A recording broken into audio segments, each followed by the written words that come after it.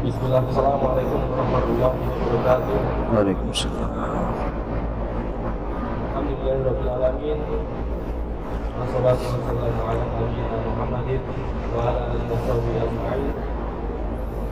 Ikhwah, saudaraku semuanya yang hadir di sini, yang semoga senantiasa mendapatkan taufik dari Allah Subhanahu wa taala.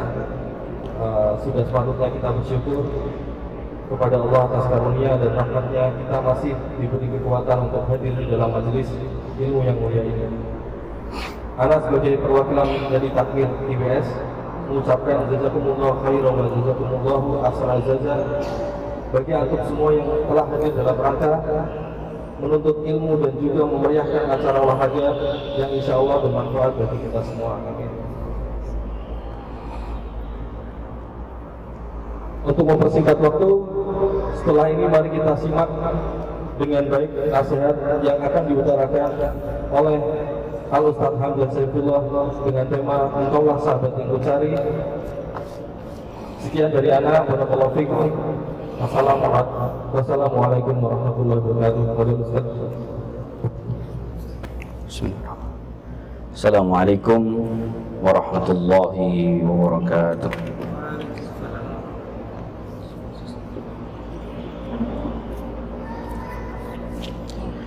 Innal hamdalillah nahmaduhu wa nasta'inuhu wa nastaghfiruh wa na'udzu billahi min shururi anfusina wa min sayyiati a'malina.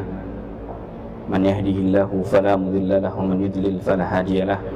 Asyhadu an la ilaha illallah wahdahu la syarika lah wa asyhadu anna Muhammadan abduhu wa rasuluh sallallahu alaihi wa ala alihi wa ashabihi wa man sara ala nahjihi wastanna bi sunnatihi ila yaumiddin wa sallama tasliman katsira wa mazida. Yaqulullahu ta'ala fi kitabihil aziz ya ayyuhalladzina amanu taqullaha haqqa tuqatih wa la tamutunna illa wa antum muslimun. Amma ba'd. Ikhwas sekalian, saudara-saudaraku yang dimuliakan oleh Allah Subhanahu wa taala, di kesempatan pagi hari ini alhamdulillah kita dikumpulkan di tempat yang menjadi kesenangan kita bersama, yang menjadi kebaikan untuk kita semua, yang berharap mudah-mudahan apa yang kita senangi dan kita jadikan sebagai hobi kita, yaitu main basket bersama, ini menjadi bagian dari sebab-sebab agar kita kemudian menjadi mukmin-mukmin yang kuat. Mukmin kuat dari sisi fisik maupun sisi keimanan. Sehingga alhamdulillah kita tentu bersyukur kepada Allah Subhanahu wa taala dengan adanya IBS atau Ikhwan Basket Semarang yang kemudian terbentuk dan kemudian oleh teman-teman semua disirusi untuk kemudian diatur, dijadikan sebagai wasilah kebaikan. Mudah-mudahan ini benar-benar begitu keadaannya, yaitu sebagaimana yang diniatkan oleh kita semua menjadi wasilah kebaikan untuk akhirat kita.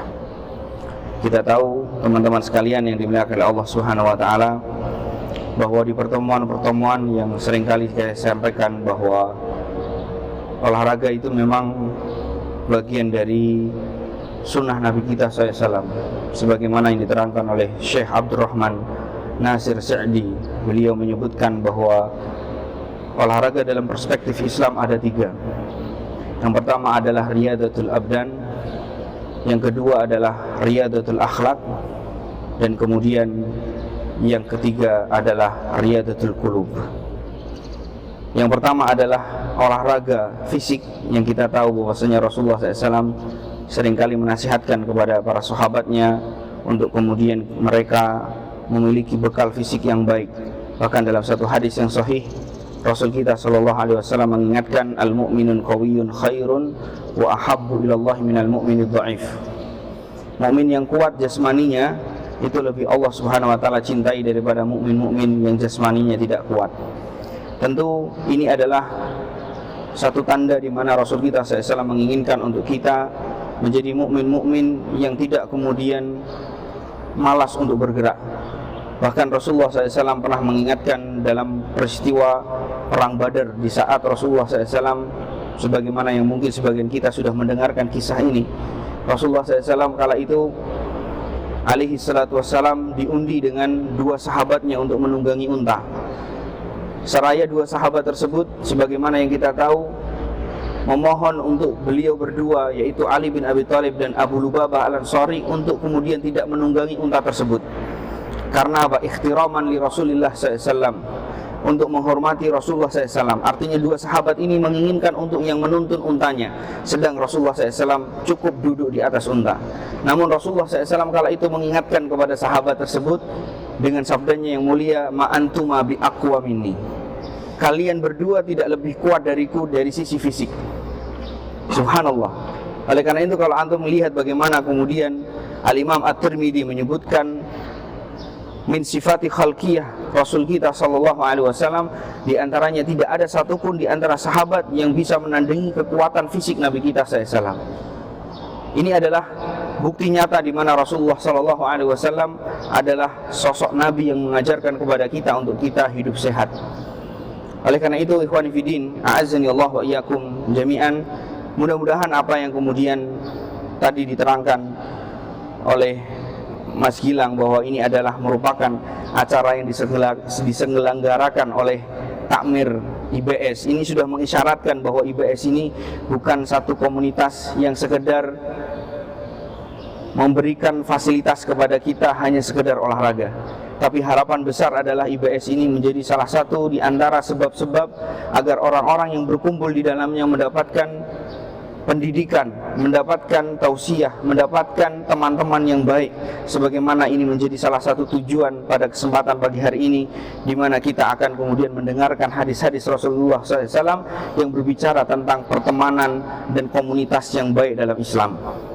Ikhwani fiddin, azani Allah wa iyyakum jami'an. Di kesempatan pagi hari ini saya akan menyebutkan beberapa kisah yang insya Allah menarik untuk kita simak, menarik untuk kemudian kita renungkan bahwa sungguhnya kita ini adalah manusia-manusia yang oleh Allah Subhanahu wa taala ditakdirkan sebagai orang-orang yang membutuhkan orang lain dalam hidup kita.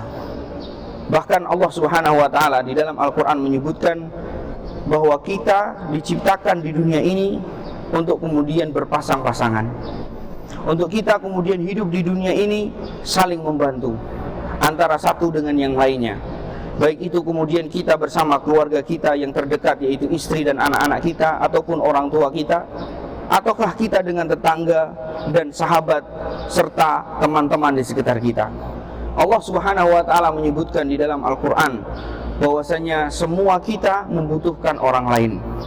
Sehingga Rasulullah SAW pun tidak jarang kita dapati bahwa di dalam hadis-hadisnya menyebutkan bahwa seorang mukmin itu tidak akan kemudian selamat di akhirat ketika kemudian mukmin tersebut menyakiti atau kemudian menzalimi saudaranya ketika berada di dunia. Ini menunjukkan bahwasanya hubungan kita dengan orang-orang di sekitar kita ini sangatlah kemudian diperhatikan dalam perspektif Islam. Oleh karena itu, ma'asyiral muslimin, ikhwani fiddin, teman-teman yang dimuliakan oleh Allah Subhanahu wa taala, perlu diketahui bahwa dalam berteman Rasulullah SAW pernah bersabda, karena tadi sudah kita tahu bahwa semua kita butuh teman, semua kita butuh teman dekat, semua kita butuh orang yang kemudian membantu kita ataupun kita membantu mereka. Namun perlu diketahui dalam Islam, dalam mencari teman, Allah Subhanahu wa taala dan Rasulnya telah memberikan koridor-koridor. Salah satu di antaranya adalah di mana Rasulullah SAW pernah bersabda, al-mar'u ala dini khalilih. Sesungguhnya teman itu tergantung agama temannya. Ketika kita berteman dengan orang yang kemudian serius dalam kemudian menjalani agamanya, kita dengan sendirinya akan kemudian ikut bersama teman yang kemudian serius dalam melakukan dan menjalankan agamanya. Karena hakikat daripada kemudian sahib di dalam pepatah bahasa Arab itu artinya sahibun. Inna sahiba la sahib. Sesungguhnya teman itu bersifat menarik. Maka kadang kita sadari bahwa ketika ada teman kita yang suka mengumpat, yang teman kita seringkali mengucapkan kata-kata yang seringkali diucapkan menjadi terbiasa di telinga kita, maka kita spontanitas di rumah kita pun akan membawa oleh-oleh dari kata-kata teman kita tersebut. Sebagaimana mungkin sebagian kita ketika kemudian ada teman kita yang suka mengatakan lur, bro, Istri kita sebelumnya belum pernah mendengar kalimat itu dari kita. Tapi kemudian istri kita mengatakan, kenapa Abi, kenapa Ayah, kenapa Bapak seringkali mengucapkan Lur dan Buru misalkan. Oh Masya Allah, ini ikut atau kemudian terpengaruh sama teman saya. Ini hanya satu kalimat ataupun kemudian kebiasaan dari sisi apa? Dari sisi sebuah kalimat dan diksi kata-kata. Apalagi dari sisi sikap kita, perilaku kita, kebiasaan kita, tentu semua akan kemudian meniru mereka. Atau sebaliknya, kalau kita adalah orang yang dominan, kita punya akan bisa memberikan pengaruh kepada teman-teman kita. Oleh karena itu, perlu diketahui bahwa kita semuanya adalah orang-orang yang bisa saja menjadi korban, atau kita mencari orang-orang yang menjadi korban kita. Ma'asyiral muslimin, ikhwani fiddin, azanallahu wa iyyakum jami'an. Rasulullah SAW, kenapa kemudian menjadikan Abu Bakar, Umar, Utsman, Ali, Abdurrahman bin Auf, Abu Ubaidah Amir bin Jarrah, Sa'ad bin Abi Waqqas, Talhah bin Ubaidillah, kemudian Zubair bin Awam sebagai sahabat-sahabat dekatnya Rasulullah? Tidak lain tidak bukan karena memang Rasulullah SAW sendiri sudah memberikan contoh kepada kita. Beliau pun butuh pertolongan dan juga diantaranya kawalan, bantuan, dan kemudian partisipasi dari mereka orang-orang hebat dalam sejarah Islam. Bahkan kita tahu dalam sejarah, tidaklah kemudian Abu Bakar As-Siddiq radhiyallahu taala anhu menjadi orang yang hebat, tidak lain tidak bukan karena sahabat-sahabat radhiyallahu taala anhu Abu Bakar As-Siddiq, yang kita kenal dengan Utsman bin Affan, yang kita kenal dengan Abu Ubaidah Amir bin Jarrah, karena kemudian mereka pahalanya kemudian dikirimkan kepada Abu Bakar As-Siddiq disebabkan karena mereka masuk Islam dari tangan Abu Bakar As-Siddiq radhiyallahu taala anhu.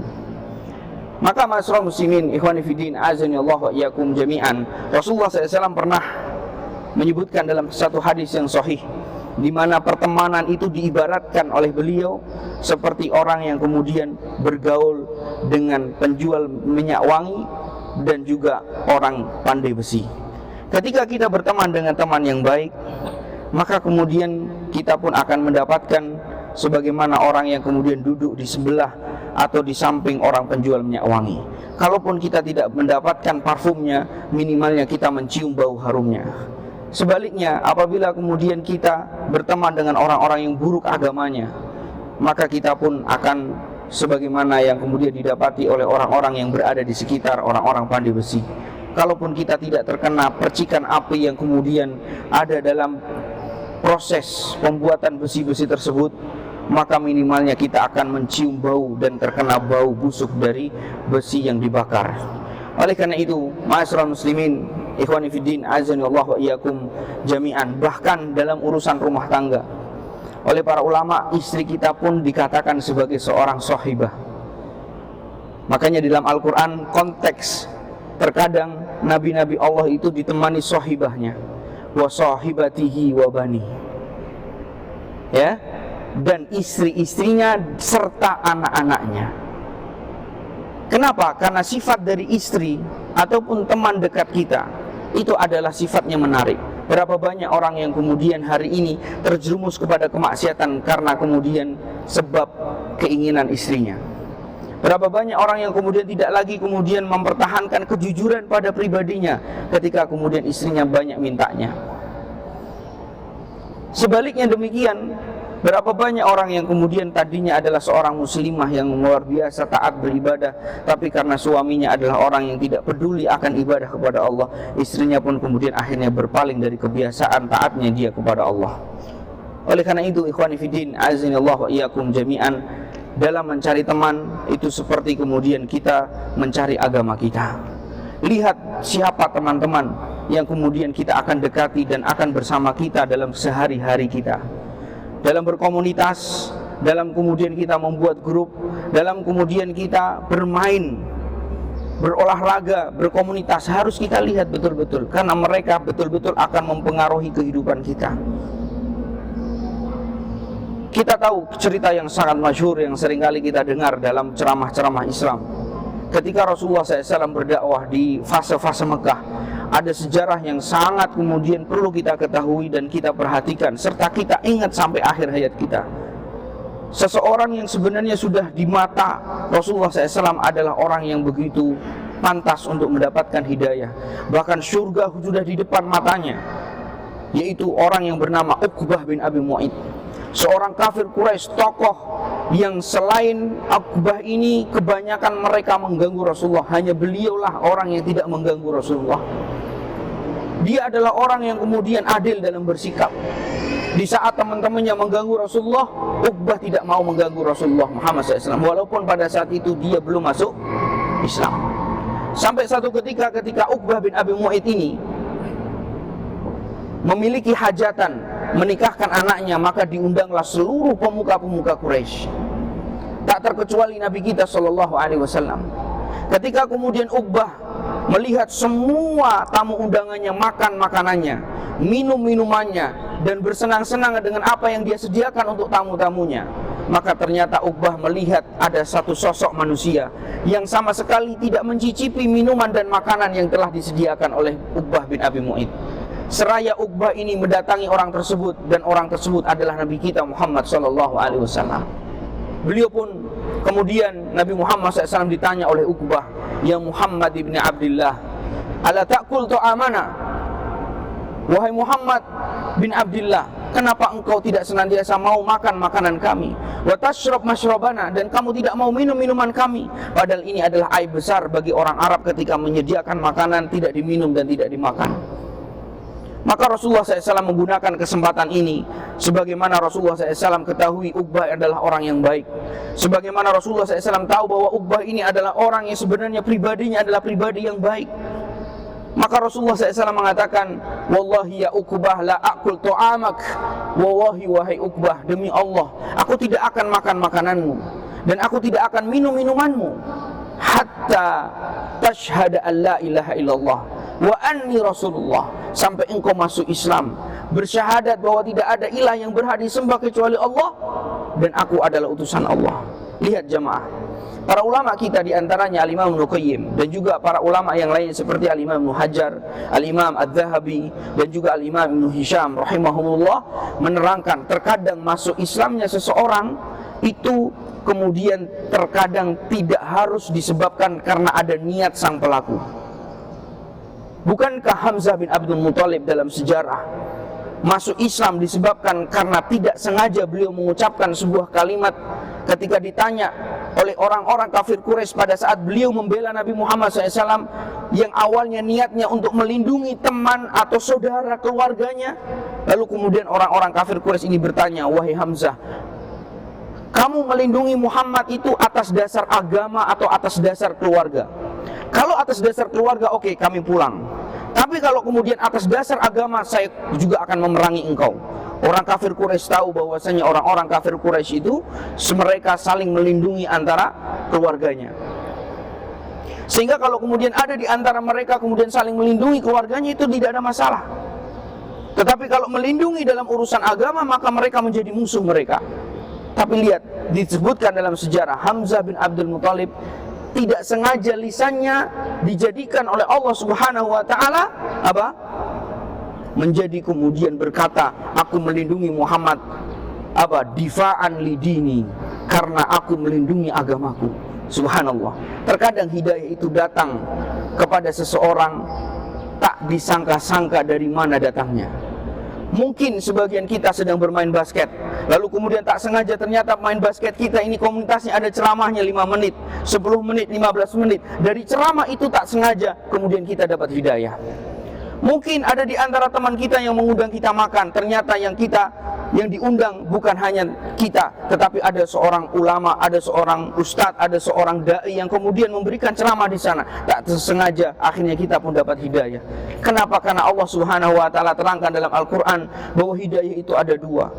Yang pertama adalah hidayah milik manusia, yang mungkin semua kita bisa memberikan petunjuk kepada teman-teman kita. Tapi ingat bahwa hidayah itu taufik wal ilham, yang merubah hati manusia itu adalah Allah Subhanahu wa taala. Allah berfirman dalam Al-Qur'an, "Innaka la tahdi man ahbabta, walakinnallaha yahdi man yasha." Engkau sekali-kali tidak bisa memberikan kepada orang lain petunjuk untuk kemudian orang itu yang tadinya kemudian tidak baik menjadi baik semerta-merta hanya darimu, tetapi walakinnallaha yahdi man yasha. tetapi Allah lah yang kemudian memberikan hidayah kepada siapa yang Allah Subhanahu wa taala kehendaki. Maka komunitas yang seperti ini, saya yakin dan saya bisa pastikan ini adalah fasilitator yang terbaik untuk kemudian teman-teman kita, kerabat kita, dan orang-orang di sekitar kita bisa mendapatkan hidayah dari Allah Subhanahu wa taala. Lihat, sebagaimana juga kita tahu bahwa Rasulullah SAW ketika mengatakan itu kepada Uqbah, maka spontanitas Allah pun memberikan hidayah kepada hati Uqbah bin Abi Mu'aid. Dia mengatakan, asyhadu an la ilaha illallah wa annaka rasulullah. Aku bersaksi tidak ada ilah yang berhak disembah kecuali Allah, dan engkau Muhammad bin Abdullah adalah utusan Allah. Malam itu Uqbah bin Abi Mu'aid, diterangkan oleh Imam Ibnu Katsir, sudah masuk Islam dengan sempurna. Dia sudah masuk Islam. Namun kita lihat dalam sejarah, cerita ini bukan cerita fiktif. Cerita ini nyata disebutkan oleh Allah Subhanahu wa taala dalam Al-Qur'an, di mana Allah Subhanahu wa taala menceritakan ketika Uqbah bin Abi Mu'aid ini sudah masuk Islam. Ternyata Uqbah bin Abi Mu'aid ketika berteman salah berteman.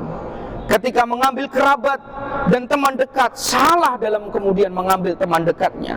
Ternyata teman dekat Uqbah ini namanya adalah Umayyah bin Khalaf, yang kita tahu adalah tuan dari Bilal bin Rabah, yang pernah menyiksa Bilal bin Rabah sampai kemudian seperti orang yang tidak kemudian seperti manusia, dipanggang di padang pasir, dipecuti, ditindih dengan batu yang besar. Ternyata orang itu adalah teman dekat dari sebenarnya orang yang baik, yaitu Uqbah bin Abi Mu'aid. Maka dari kesempatan itulah sebagian ulama mufassirin dan juga para ulama siyar menyebutkan bahwasanya Uqbah ini didatangi oleh Umayyah atas desakan Abu Jahal. Abu Jahal memberitahu kepada Umayyah, Umayyah, ama ta'rif anna sahibaka qad kharaja min dinina. Wahai Umayyah, apa kamu tidak tahu temanmu, teman dekatmu itu sudah keluar dari agama kita? Uqbah pun kemudian didatangi oleh siapa? Oleh Umayyah bin Khalaf atas desakan Abu Jahal. Maka kemudian Umayyah pun mengatakan kepada Uqbah bin Abi Mu'aid, ya Uqbah, wallahi wajhi li wajhika haramun. Demi Allah wahai Uqbah, wajahku dengan wajahmu haram ketemu. Karena kamu masuk Islam, karena kamu sudah mengikuti agamanya Muhammad.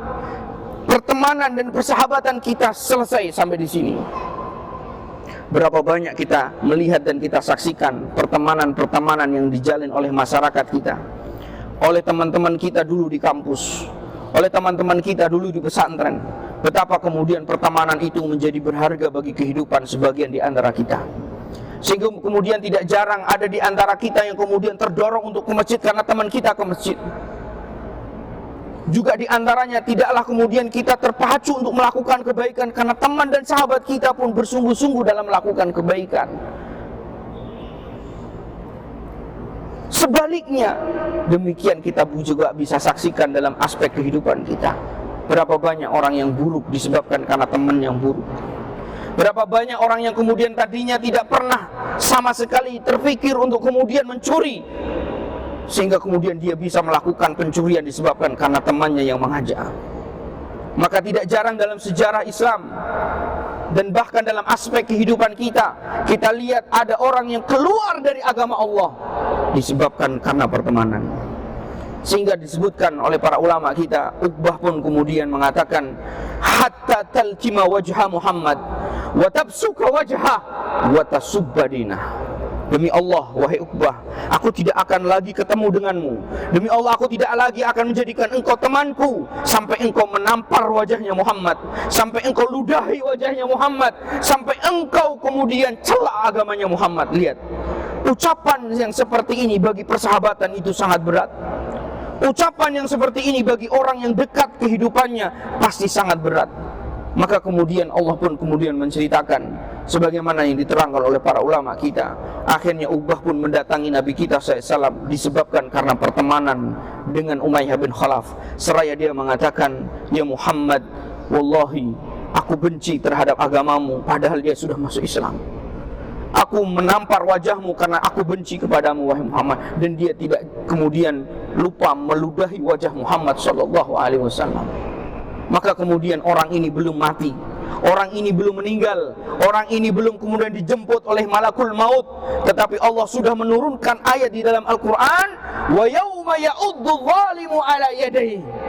Di hari di mana ada orang yang menggigit tangannya karena pertemanan mereka, karena persahabatan mereka, dan dia mengatakan, ya wailaha, celaka aku, celaka aku.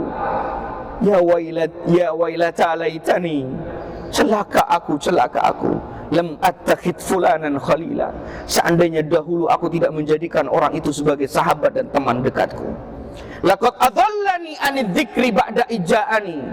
Sungguh orang itu sudah kemudian menjadikan aku kemudian orang yang kemudian keluar dari agama Allah, keluar dari hidayah Allah setelah hidayah itu datang kepadaku. Maka jamaah ikhwani fiddin, a'azzani Allah wa iyyakum jami'an. Kisah di atas bukan kisah fiktif. Itu kisah yang terjadi dalam kehidupan Nabi Muhammad dan para sahabat mereka saksikan. Maka jangan pernah kemudian kita remehkan dalam urusan pertemanan. Cari orang-orang soleh, cari komunitas-komunitas yang baik. Untuk kemudian apa? Untuk kita pun kemudian bisa baik sebagaimana mereka. Jangan kemudian kita lihat ada orang yang bersedekah, itu kan orang kaya. Bukan. Kita lihat, Masya Allah, ada teman kita yang bersedekah. Saya pengen bersedekah. Ada teman kita yang rajin sholat, harusnya kita rajin sholat sebagaimana teman kita. Ada orang teman kita, Masya Allah, menutup aurat, kita ikut sebagaimana mereka menutup aurat. Itulah makna dari pertemanan. Maka ikhwani fiddin, azanillahu wa iyyakum jami'an. Ini nasihat yang sangat berharga dalam Al-Quran, untuk kita sama-sama ingat, untuk kita sama-sama kemudian menjadikan kisah ini sebagai ibrah dalam kehidupan kita, bahwa kita hari ini butuh teman-teman yang baik. Kita butuh kerabat-kerabat, teman-teman yang kemudian menjadikan kita hidupnya selalu kemudian dihiasi dengan agama Allah Subhanahu wa taala. Dan mudah-mudahan harapan kita semua bahwa IBS yang kemudian ada di kota kita di Semarang ini menjadi kebaikan untuk kita semuanya, mendapatkan agama Allah Subhanahu wa taala, mendapatkan kebaikan-kebaikan dunia dan akhirat berupa kita bersemangat dalam berolahraga, sekaligus kita adalah orang-orang yang serius dan bersemangat dalam melakukan ibadah kepada Allah Subhanahu wa taala dan belajar ilmu agama. Mudah-mudahan yang sedikit ini bermanfaat untuk kita semuanya, dan kita berdoa kepada Allah Subhanahu wa taala agar Allah Subhanahu wa taala menjadikan kita semuanya orang-orang yang hidup dalam keadaan Islam dan wafat dalam keadaan beriman kepada Allah Subhanahu wa taala. Barakallahu li wa lakum fil Qur'anil azim wa nafa'ani wa iyyakum bima fihi minal ayati wa dzikril hakim. Allahumma shalli ala Muhammad wa ala ali Muhammad kama shallaita ala ali Ibrahim wa ala ali Ibrahim fil alamin innaka Hamidum Majid. Allahumma ighfir lil mu'minina wal mu'minat wal muslimina wal muslimat al ahya'i minhum wal amwat innaka sami'un qaribun mujibud da'awat ya qadiyal hajat. Allahumma inna nas'aluka ridhaka wal jannah. Allahumma ighfir lana wa li ikhwanina alladhina sabaquna bil iman wa la taj'al fi qulubina ghillan lil ladzina amanu rabbana innaka ra'ufur rahim. Allahumma inna nas'aluka fi'lal khairat wa tarkal munkarat wa hubbal masakin wa idza aradta bi ibadika fitnatan faqbidna ilaika ghairu maftunin. Ya Allah, kami mohon kepadamu ya Allah untuk kami bisa melakukan kebaikan-kebaikan, dan kami berlindung kepadamu ya Allah untuk kami tidak melakukan kemaksiatan. Semoga kami Engkau jaga ya Allah untuk menjadi hamba-hamba yang menjaga diri kita untuk tidak berlaku kemaksiatan kepada-Mu. Dan anugerahkan kepada kami semua yang di tempat ini menjadi orang-orang yang mencintai orang-orang miskin, agar kita memiliki kelembutan hati ya Allah. Ya Allah, anugerahkan kepada kami untuk kami diwafatkan dalam keadaan kami beriman kepada-Mu. Allahumma rabbana atina fid dunya hasanah wa fil akhirati hasanah wa qina adzabannar. Wa sallallahu ala nabiyyina Muhammad wa ala alihi wa sahbihi wa sallama tasliman katsira. Assalamualaikum warahmatullahi wabarakatuh.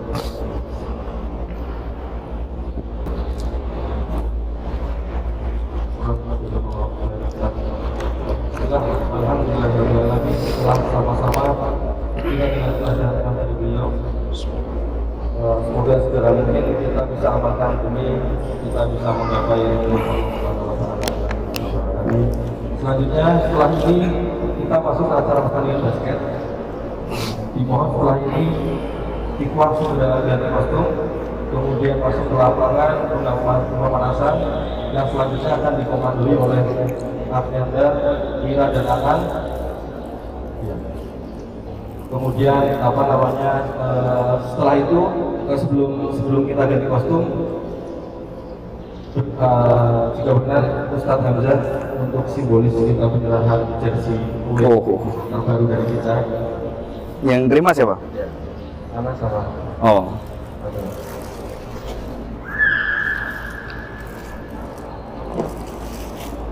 Foto bareng nggak pakai baju begini nanti? Di gini aja, kayak nggak ditransfer pemain itu. Oh,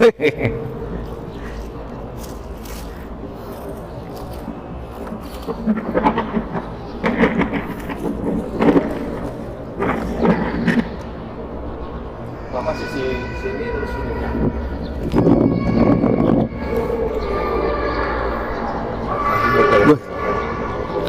Hana dapat nomor 1 ya?